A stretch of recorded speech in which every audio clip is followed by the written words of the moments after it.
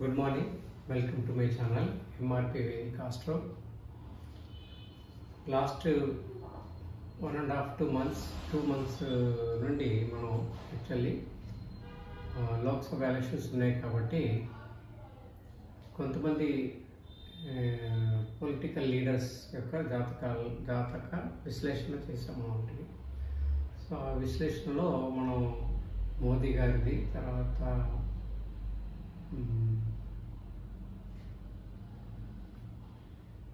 రాహుల్ గాంధీ తర్వాత జగన్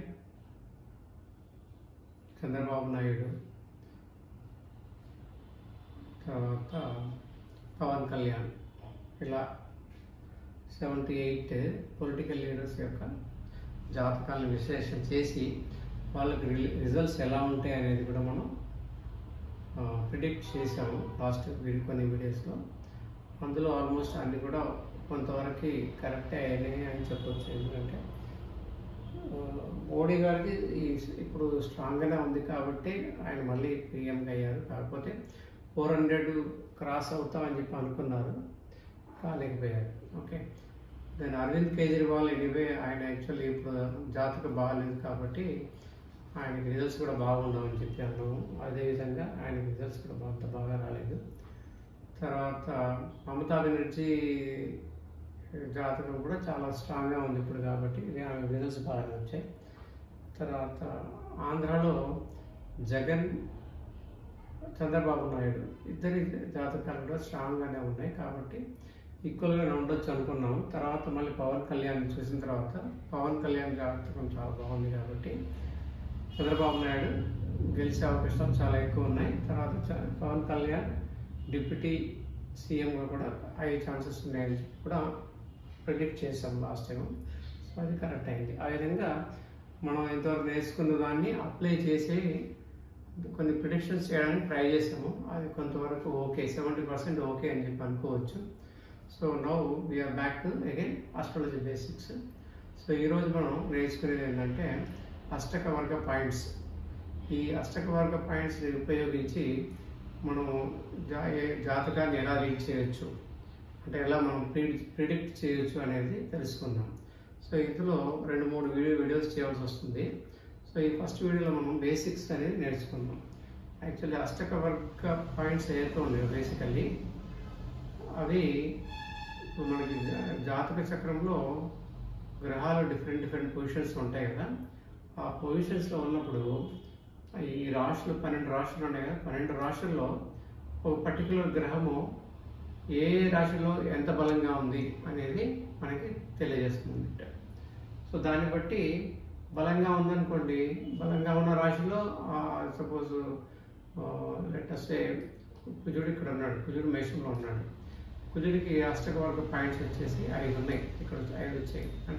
అంటే కుజుడు ఈ పొజిషన్లో స్ట్రాంగ్గా ఉన్నాడు కాబట్టి ఆ దశ అంతర్దశ వచ్చినప్పుడు ఆయనకి మంచి ఫలితాలు అనేది కలుగజేస్తుంది. సో ఇక్కడ ఈ జాతక చక్రం ఏదైతే ఉందో ఏ జాతకుడైనా కానీ సపోజ్ ఇది 4th జూన్ 2024 ఈవినింగ్ 4 o'clock హైదరాబాద్లో జన్మించిన వారి యొక్క జాతక చక్రాన్ని తీసుకున్నాము. సో అయితే ఈ అష్టవర్గ పాయింట్స్ అనేది ఒక టేబుల్ ఫార్మాట్లో ఉంటుంది. అది మనం తర్వాత నెక్స్ట్ వీడియోస్లో తెలుసుకుందాము. అయితే ఈ అష్టక వర్గ పాయింట్స్ అనేది బేసికల్లీ 7 గ్రహాలు లగ్నం, వీటిని ఉపయోగించి వాటి గ్రహం నుంచి ఇంకో గ్రహానికి గల ఉన్న దూరాన్ని బట్టి, తర్వాత ఇప్పుడు గోచారంలో గ్రహ పొజిషన్ని బట్టి కూడా దాన్ని బేసిస్గా తీసుకొని ఈ అష్టక వర్గ పాయింట్స్ అనేది తయారు చేస్తారు. ఒక్కొక్క గ్రహానికి తయారు చేసే టేబుల్ ఏదైతే ఉందో దాన్ని భిన్నాష్టక వర్గం అంటారు. అంటే భిన్నాష్టక వర్గంలో లైక్ రవి, చంద్ర, కుజ, గురు, బుధ, శుక్ర అంటే ఈ సప్తగ్రహాలు ఉన్నాయి కదా. ఈ సప్తగ్రహాలు అంటే రాహుకేతులు వదిలిపెట్టేసి మిగతా 7 గ్రహాల యొక్క వర్గచక్రం అనేది తయారు చేస్తారు, వినాష్టక వర్గచక్రం. సో అందులో ఏంటంటే ఆ పర్టికులర్ గ్రహం అనేది ఈ 12 రాశుల్లో ఎక్కడ ఉంటే ఎలా బలం ఉంది అంటే దాని రిజల్ట్ ఎలా ఉంటుంది, దాని దశ అంతర్దశ వచ్చినప్పుడు రిజల్ట్ ఎలా ఉంటుంది అని మనకు తెలుసుకున్నట్టు. అంటే ఇంకోటి ఏంటంటే మనం ఇది రిలేట్స్ టు బోత్ గోచారం అండ్ మన జన్మజాతకాన్ని బట్టి కూడా రిలేట్ చేసి ఉంటుంది అన్నట్టు. సో ఎలాగైతే మనకి సాడసాతి అంటారు కదా, చంద్రుని దగ్గరికి గోచార చంద్రుడు వచ్చినప్పుడు, గోచార శని వచ్చినప్పుడు సాడసాతి అనేది వస్తుంది కదా. అదేవిధంగా గోచారంలో ఈ గ్రహాలు ఎక్కడెక్కడ ఏ పొజిషన్లో ఉన్నాయో దాన్ని బట్టి కూడా మనం ప్రిడిక్ట్ చేయొచ్చున్నట్టు మన జాతకం, ఇప్పుడు ప్రస్తుత జాతకం ఎలా ఉంటుంది అనేది. ఓకే, అయితే ఈ గ్రహాల యొక్క అష్టక వర్గ పాయింట్స్ అయితే భిన్నాష్టక వర్గం అంటుందండి. సర్వాష్టక అంటే అన్ని గ్రహాల యొక్క ఎఫెక్ట్ ఇన్ ఆల్ ద 12 రాశీస్, దాన్ని టోటల్ చేస్తే సర్వాష్టక వర్గ అంటారు. అంటే ఒక్కొక్క రాశిలో ఒక్కొక్క గ్రహానికి 8 పాయింట్స్ మ్యాక్సిమం రావచ్చు, లేకపోతే మినిమం 0 పాయింట్స్ రావచ్చు అన్నట్టు. సపోజ్ ఏదైనా గ్రహానికి అష్టక వర్గ పాయింట్స్ 8 వచ్చినాయి అనుకోండి, అది చాలా స్ట్రాంగ్గా రిజల్ట్స్ ఇస్తుంది అన్నట్టు. 0 వచ్చిందనుకోండి అప్పుడు రిజల్ట్స్ ఇవ్వకపోవచ్చు, నెగిటివ్ రిజల్ట్స్ కూడా ఇవ్వచ్చు. 3 to 4 ఉందనుకోండి అప్పుడు మనకి రిజల్ట్స్ అనేది యావరేజ్ ఉండొచ్చు అన్నమాట. అంటే ఇప్పుడు మనం సపోజ్ ఫర్ ఎగ్జాంపుల్ ఈ జాతక చక్రాన్ని తీసుకుంటే, ఈ జాతక చక్రంలో చంద్రుడు కుజుడు మేషంలో ఉన్నారు. చంద్రుడి యొక్క అష్టక వర్గ పాయింట్స్ 5 ఉన్నాయి, కుజుడికి కూడా 5 ఉన్నాయి. సో ఈ 2 గ్రహాల యొక్క దశ అంతర్దశ వచ్చినప్పుడు అవి 2 గ్రహాలు కూడా మంచి ఫలితాలను ఇస్తాయి అన్నట్టు.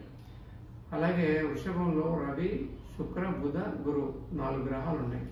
సో రవి యొక్క అష్టక వర్గం 3 ఉన్నాయి కాబట్టి అది యావరేజ్ ఇస్తుంది అన్నట్టు. శుక్రునికి 4, అది కూడా యావరేజ్ రిజల్ట్స్ ఇస్తుంది, నెగిటివ్ ఇవ్వకపోవచ్చు. ఓకే, యావరేజ్ గుడ్ రిజల్ట్స్ ఇస్తుంది. బుధునికి మెర్క్యూరీ వచ్చేసి 6 ఉన్నాయి పాయింట్స్, కంపస్ట్ అయినా కానీ 6 పాయింట్స్ ఉన్నాయి అష్టక వర్గ పాయింట్స్. అంటే బుధ మహాదశ వచ్చినప్పుడు రిజల్ట్స్ బాగా ఉంటాయి. అలాగే గురువుకి అష్టక వర్గ పాయింట్స్ 5 ఉన్నాయి, అంటే ఆ దశ అంతర్దశ వచ్చినప్పుడు రిజల్ట్స్ బాగా ఇస్తుంది. అదేవిధంగా శనికి 4 ఉన్నాయి, అంటే యావరేజ్ రిజల్ట్స్ ఇస్తుంది. శనికి నార్మల్గా తక్కువ ఉంటాయి. సో అబౌవ్ 3 శని రిజల్ట్స్ బాగానే ఉంటుంది అంటే పర్టికులర్లీ ఫర్ శని. సో ఆ విధంగా ఈ అష్టక వర్గ పాయింట్స్ని బట్టి మనం దశ అంతర్దశలు మనకి ఎలా యోగించిపోతాయి అనేది తెలుసుకోవచ్చు. అయితే మనం నెక్స్ట్ వీడియోలో భిన్నాష్టక వర్గ అంటే ప్రతి గ్రహానికి ఎలా ఉంటుంది, అష్టక వర్గ పాయింట్స్ ఎలా ఉంటుంది అని ఎలా ప్రిడిక్ట్ చేయాలనేది కూడా మనం గోచారాన్ని బట్టి తెలుసుకుందాం. Okay, thank you for watching the video.